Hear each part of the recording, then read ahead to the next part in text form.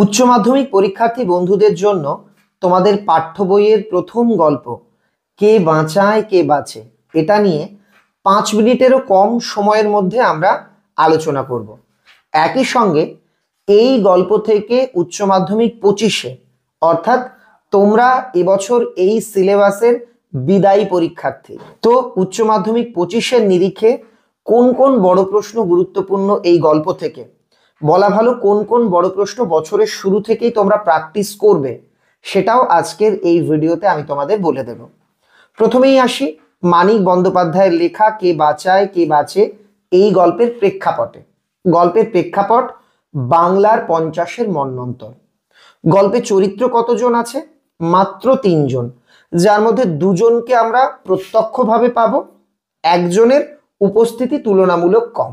গল্পের প্রধান চরিত্র মৃত্যুঞ্জয়, তার অফিসের কলিগ অর্থাৎ সহকর্মী বন্ধু নিখিল, আর মৃত্যুঞ্জয়ের স্ত্রী, সেই স্ত্রীর নাম আমাদের গল্পে স্পষ্টভাবে না লেখা থাকলেও তার পরিচয় আমরা পাই টুনুর মা এই নামে, সন্তানের নামে। তো এই 3 জনকে কেন্দ্র করেই আমাদের পাঠ্য গল্প কিন্তু আবর্তিত হয়েছে। গল্পের শুরুতে আমরা দেখতে পাবো ইমোশনাল অর্থাৎ আবেগপ্রবণ মৃত্যুঞ্জয় পায়ে হেঁটে অফিসে যাওয়ার পথে একটি মৃত্যু দৃশ্য দেখে। কেমন মৃত্যু দৃশ্য? না কোনো অ্যাক্সিডেন্ট নয়, একজন মানুষ, নিরন্ন মানুষ যে খেতে পায় না, সে না খেয়ে তড়পে তড়পে মরে যাচ্ছে। একজন নিরন্ন মানুষ না খেয়ে একদম তড়পে তড়পে ফুটপথের ধারে মারা যাচ্ছে। এই দৃশ্য দেখবার পর মৃত্যুঞ্জয়ের মন যেমন খারাপ হয়, একই সঙ্গে তার শরীরটাও খারাপ হয়ে আসে। এই ভয়ঙ্কর দৃশ্য, এই হৃদয় বিদারক দৃশ্য দেখে সে যখন অফিসে এসে পৌঁছয়, কোনো মতে সে ধপ করে নিজের চেয়ারের উপর বসে পড়ে। তারপর সে অসুস্থ বোধ করতে থাকে, দ্রুত কল ঘরে, মানে যেখানে স্নান করে সবাই, বাথরুম, সেখানে চলে যায়। গিয়ে বাড়ি থেকে যা কিছু খেয়ে এসছে বমি করে উগরে দেয়, আর নিজের কুঠুরিতে ফিরে এসে অর্থাৎ অফিসে তার যে কেবিন রুম, সেখানে ফিরে এসে জল পান করতে থাকে। তখন পাশের ঘর থেকে তার সহকর্মী বন্ধু নিখিল চলে আসে। নিখিল দেখে মৃত্যুঞ্জয় অসুস্থ, জল খাচ্ছে, অদ্ভুতভাবে দেওয়ালের দিকে তাকিয়ে আছে। সে বলল, কি হলো হে তোমার? মৃত্যুঞ্জয় যেটা বলল সেটা সত্যি কিন্তু অদ্ভুত। মৃত্যুঞ্জয়ের বক্তব্য, একজন না খেতে পেয়ে মারা গেল, এই মৃত্যুর জন্য আমি দায়ী।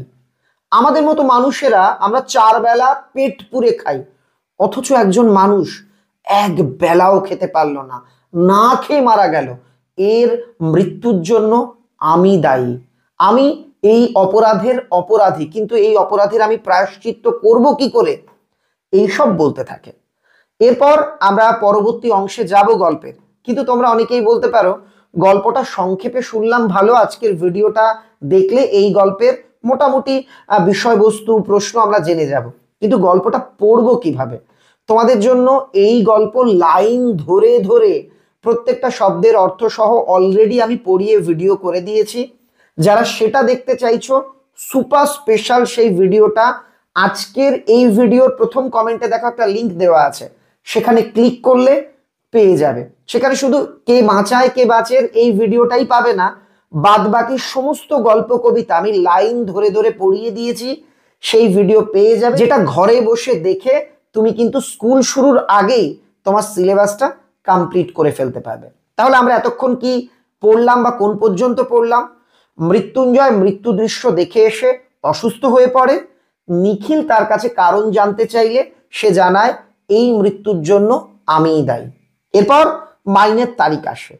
মাইনের তারিখের দিন মৃত্যুঞ্জয় নিখিলের কাছে গিয়ে এক গোছা টাকা দিয়ে বলে, এই টাকাটা কোনো রিলিফ ফান্ড মানে ত্রাণ তহবিলে দিয়ে এসো। নিখিল বলল, আমি কেন? মৃত্যুঞ্জয় বলছে, আমি পারবো না। নিখিল গুনে দেখছে মৃত্যুঞ্জয় মাইনের সব টাকা ত্রাণ তহবিলে দান করার জন্য নিখিলের কাছে দিয়েছে।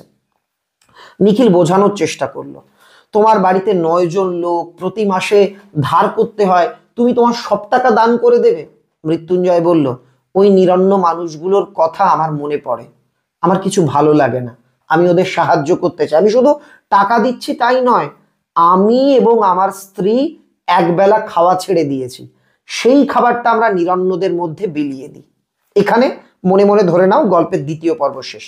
তৃতীয় পর্ব, এবার আমরা দেখতে পাবো মৃত্যুঞ্জয় কিন্তু একদম বদলে যাচ্ছে।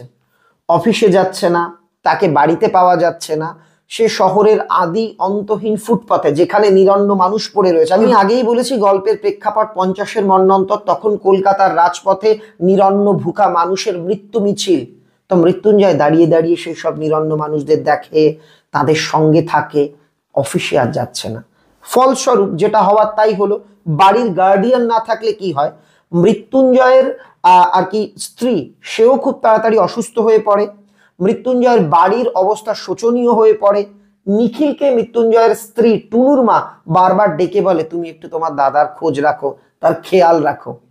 এই রকম একটা অবস্থার মধ্যে দিয়ে গল্পটা এগোয়। গল্পের শেষে আমরা দেখতে পারি কে বাঁচায় এই দলে যে ছিল, কে ছিল, মৃত্যুঞ্জয় ছিল। সে কি করেছিল, নিরন্নদের বাঁচাতে চেয়েছিল। সে চলে যায় কে বাঁচের দলে, কেউ বাঁচে না, সেও বাঁচেনি।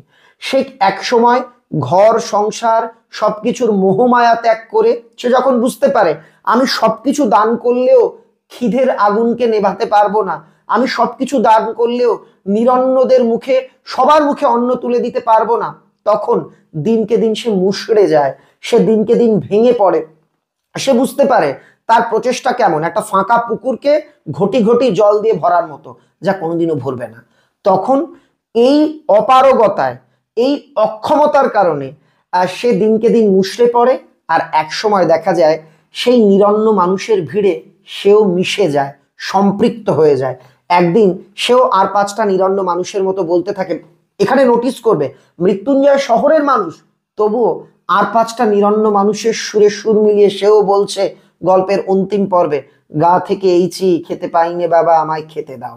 এই হচ্ছে গল্পের মূল স্ট্রাকচার। কেমন লাগলো সংক্ষেপে এই আলোচনা অবশ্যই আমাকে কমেন্টে লিখে জানিও। ভিডিওটা ভালো লাগলে বন্ধুদের মধ্যে শেয়ার করে দিও।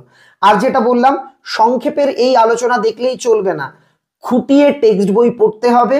আর সেটার জন্য আমাদের মূল যে বড় ভিডিওটা, আলোচনামূলক ভিডিওটা, সেটা অবশ্যই তোমরা দেখো। এখান থেকে কি কি প্রশ্ন প্র্যাকটিস করো। বছরের শুরুতেই প্রশ্নপত্রে ভবিষ্যৎবাণী করে 1টা 2টো প্রশ্ন বলে দিয়ে তোমাদের ক্ষতি করতে চাইছি না।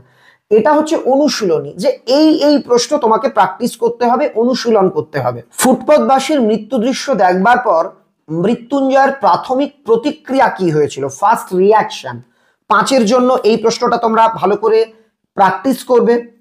কদিন পরেই মাইনের তারিখ এলো, মাইনের তারিখের দিনে কি কি ঘটেছিল ভালো করে প্র্যাকটিস করবে। প্র্যাকটিস করবে দিন দিন কেমন যেন হয়ে যেতে লাগলো মৃত্যুঞ্জয়, মৃত্যুঞ্জয় কেমন হয়ে গিয়েছিল। তারপর ধরো মৃত্যুঞ্জয়ের বাড়ির অবস্থা শোচনীয়, কিভাবে মৃত্যুঞ্জয়ের বাড়ির অবস্থা শোচনীয় হয়ে গিয়েছিল। মৃত্যুঞ্জয়, টুনুর মা, এই দুটো চরিত্র, এই অপরাধের প্রায়শ্চিত্ত কি, কোন অপরাধ, বক্তা কিভাবে তার প্রায়শ্চিত্ত করেছিল। তারপর ওটা পাশবিক স্বার্থপরতা, ওটা বলতে কোনটা, কেন তা পাশবিক, কে বাঁচায় কে বাঁচে, গল্পের নামকরণের সার্থকতা।